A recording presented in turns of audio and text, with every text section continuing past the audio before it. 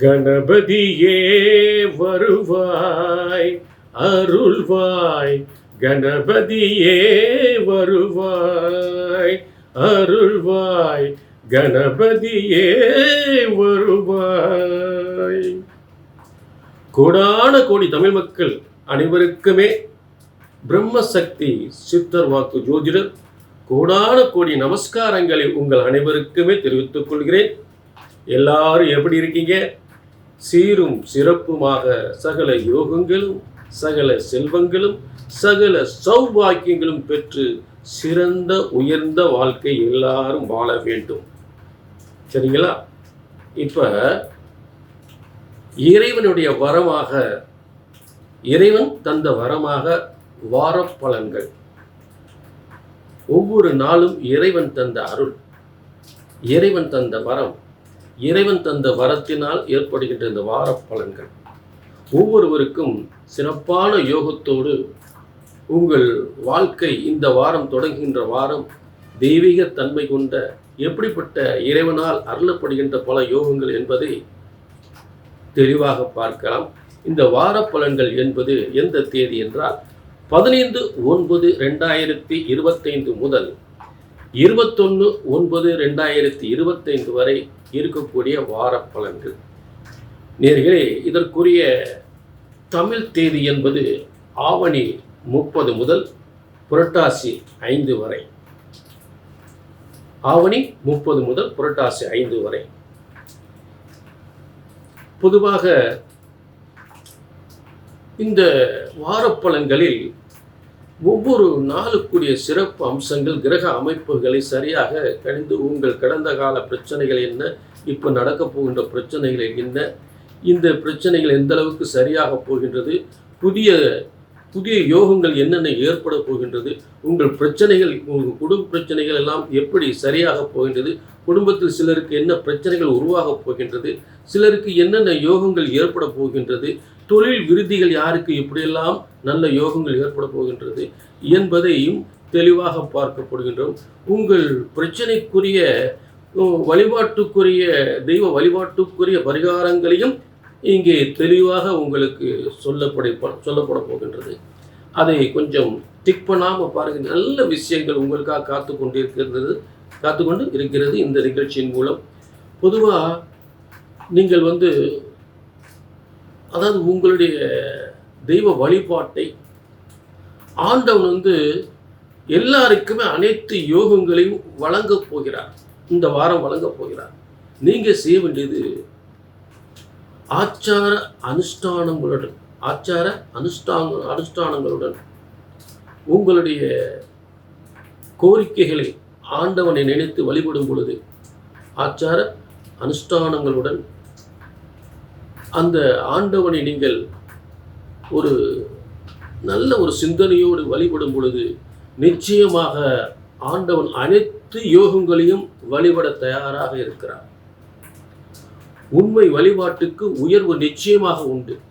உண்மை உழைப்புக்கு நிச்சயமாக உயர்வு உண்டு. இங்கே உங்கள் சிறந்த யோகங்கள் இந்த வாரத்தில் இப்படிப்பட்ட யோகங்களை நீங்கள் அனுபவிக்கப் போகிறீர்கள். என்னென்ன மாற்றங்கள் உங்கள் வாழ்க்கை தலைகளாக என்ன மாற்றங்கள் இந்த வாரத்தில் ஏற்பட போகின்றது, நல்ல யோகங்கள் என்ன ஏற்பட போகின்றது, என்ன பிரச்சனைகள் எல்லாம் தீரப்போகின்றது, அதற்குரிய தெய்வ வழிபாட்டுக்குரிய ஸ்தலங்கள் என்ன, என்ன பரிகாரங்கள் என்பதை தெளிவாக பொறுமையாக பார்க்கலாம், விளக்கமாக பார்க்கலாம். ஆதார கிரகங்கள் எங்கெங்கே எந்த இடத்தில் எந்த மாதிரி சிறப்பு யோகங்களோடு அமர்ந்து உங்களுக்கு அதற்குரிய பலன்களை வழங்கப் போகின்றது என்பதை ஆதாரப்பூர்வமாக, கிரகங்கள் இருக்கக்கூடிய ஆதாரப்பூர்வ விளக்கத்துடன் அனைத்து யோகங்களையும் உங்களுக்கு தெளிவாக விளக்கப் போகிறேன். டிக் பண்ணாம பாருங்க. ஏன்னா அற்புதமான யோகங்கள் காத்து கொண்டிருக்கிற. டிக் பண்ணாம பாருங்க. இந்த வாரம் என்ன தலைகளாக உங்க வாழ்க்கையை மாற்றப் போகின்றது என்பதை பொறுத்திருந்து பாருங்கள். புரிஞ்சுங்களா? நிச்சயமாக வெற்றி நிச்சயம், வெற்றி நிச்சயம். சரிங்களா? ஆக இப்ப தொடர்ந்து அனைத்து ராசிகளுக்குமே உங்களுக்கு இந்த வார பலன்களை நம்ம பார்க்க போறோம். சரிங்களா? வார பலன்கள், இறைவன் வரமாக தந்த வார பலன்கள். மீன ராசினியர்களே, உங்களுக்கான வார பலன்கள் ஒரு அற்புதமான கிரக மாற்றங்கள்,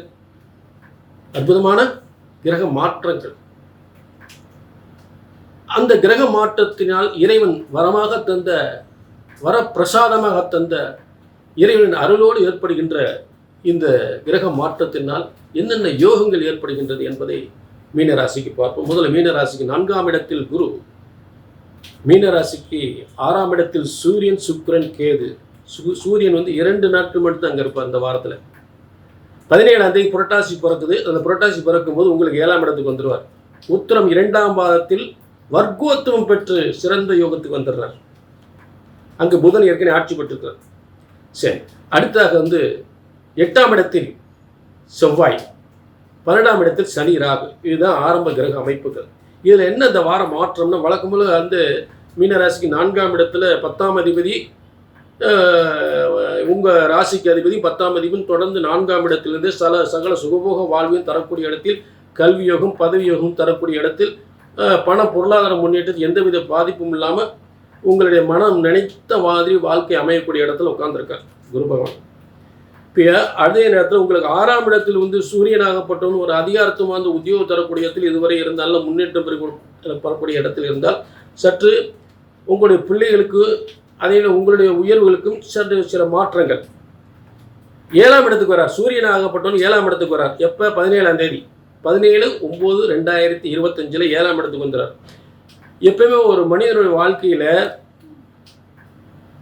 7ஆம் இடம் வெற்றி அடைந்தால் எல்லா விதத்திலும், ஒரு கணவன் மனைவி வாழ்க்கையாக இருந்தாலும் சரி, ஒரு செய்கின்ற வியாபாரம் இருந்தாலும் சரி, ஒரு அரசியல் சார்ந்து இருந்தாலும் சரி, ஒரு அரசாங்கத்துக்கு உத்தியோகம் பார்த்தாலும் 7ஆம் இடம் பாதிக்கப்பட்டால் எதுலையுமே நிலைக்க முடியாது. எந்த தொழிலுமே இருக்க முடியாது, எதுலையும் சரியான நிலையிலையும் இருக்க முடியாது. எல்லாத்துலேயும் ஏண்டா நம்ம உலகத்தில் பிறந்தோம் அப்படின்னு நினைக்கக்கூடிய கிரக அமைப்புகள் 7ஆம் இடம். அப்படிப்பட்ட 7ஆம் இடத்தில்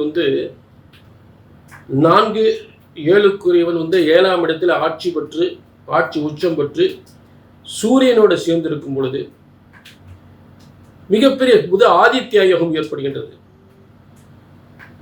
ஆக இந்த யோகத்தினால் மீனராசிக்கு 10ஆம் இடத்திற்கு 10ஆம் இடம், மீனராசிக்கு 10ஆம் இடத்திற்கு 10ஆம் இடம் 7ஆம் இடம். அப்போ 7ஆம் இடத்தில் வலிமை பெறும்போது நல்ல உத்தியோகத்தில் மேன்மை,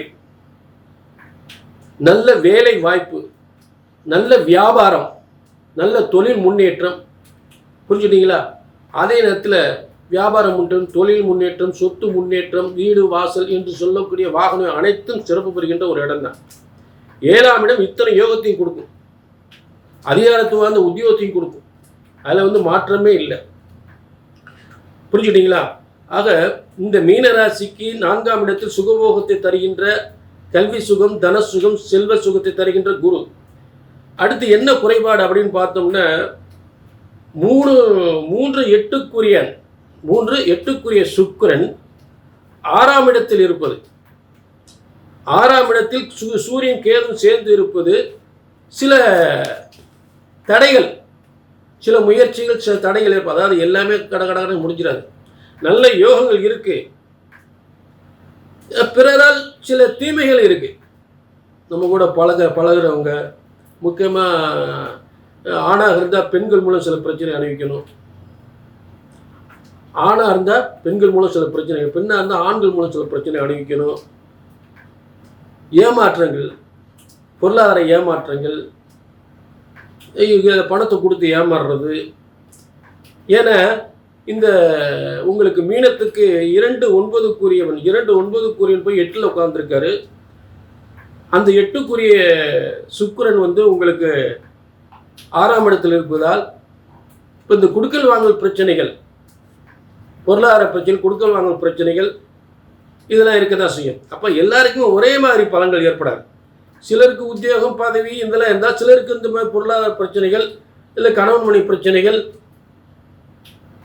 இல்லை யாருக்கு நோய் நொடிகள் இது ஏற்படுறதுக்கு வாய்ப்புகள் உண்டு. இதெல்லாம் சரியாகணும் அப்படின்னா பொதுவாக கல்வி யோகம் இருக்குது, தன யோகம் இருக்குது, பதவி யோகம் இருக்குது, செல்வ யோகம் இருக்குது. மற்றபடி இப்படி சொல்லக்கூடிய சில பிரச்சனைகள் இருக்குது. அப்போ இந்த பிரச்சனைகள் சரியாவதற்கு நீங்கள் செய்ய வேண்டியது அம்பாள் வழிபாடு, விநாயகர் வழிபாடு. நிச்சயமாக இது செய்து கொள்ளுங்கள், நிச்சயமாக பிரச்சனைகள் தீரும்.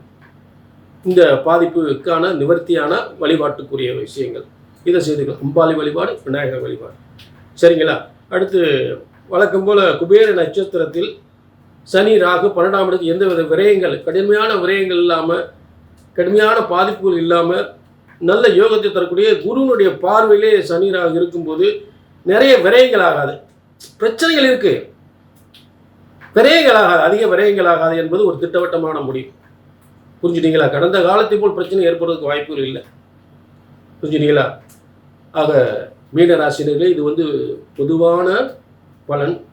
உங்கள் தனிப்பட்ட ஜாதகத்தில், உங்கள் ஜாதகத்துக்கு உங்களுக்கு நீண்ட நாள் பிரச்சனைகள், ஒரு கல்யாணம் முடியலை, வேலை இல்லை, குழந்தை இல்லை, இந்த மாதிரி எவ்வளவோ முயற்சி கொண்டு நடக்கலை அப்படின்ற வேதனைகள் ஏதாவது இருந்தால் உங்களுக்குன்னு ஒரு தலையெழுத்து பிரம்ம எழுதியிருப்பார். இது இப்போ தான் நடக்கும் அப்படின்னு பிரம்ம எழுதியிருப்பார். இல்லைங்க, நிறைய பார்த்து ஒன்றும் நடக்கலை அப்படின்ற வேதனை இருந்தால் அந்த வேதனை இங்கே வரப்படாது. பிரம்ம சாஸ்திரப்படி பிரம்மனால் எழுதப்பட்ட தலையெழுத்து சரியாக கணித்தால் சரியாக நடக்கும். ஜோதிடம் பிரம்மனால் உருவாக்கப்பட்டது. ஜோதிட சாஸ்திரம் என்பது ஒருபோதும் தப்புவதில்லை, தவறுவதில்லை. சரியாக கணித்தால் சரியாக நடக்கும், அதில் மாற்றமே இல்லை. அதனால் மனசில் போட்டு கவலைப்பட்டுக்கிட்டே இருக்காதீங்க, சரிங்களா? வேதனைப்பட்டுக்கிட்டே இருக்க வேண்டிய அவசியமே இல்லை. ஒரு நேரத்தை மட்டும் ஒதுக்குங்க, ஒரு அப்பாயின்மெண்ட் வாங்கிக்கிங்க. அதாவது பிரச்சனையில் சில பேர் வக்கீல்கிட்ட சொல்லுவாங்க, சில பேர் டாக்டர்கிட்ட சொல்லுவாங்க.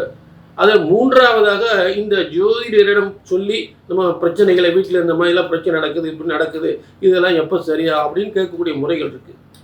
புரிஞ்சுக்கிட்டீங்களா? அது கண்டிப்பாக இறைவன் உங்களுக்குன்னு ஒரு விதியை இருப்பார். அது கண்டிப்பாக இந்த ஜோதிடத்தின் சித்தர்வாக்கு ஜோதிடத்தின் மூலம் நிச்சயமாக தெளிவுபடுத்தப்படும், நன்மைகள் நடக்கும், நலம் பெறலாம். சரிங்களா? ஆக மீண்டும் ஒரு நல்ல நிகழ்ச்சியை சந்திக்கும் வரை உங்களிடம் இந்த விடைபெறுவது 18 சித்தர்களும் முனிவர்களும் உருவாக்கிய சித்தர் வாக்கு ஜோதிடர் பாலச்சித்தர். நன்றி, வணக்கம்.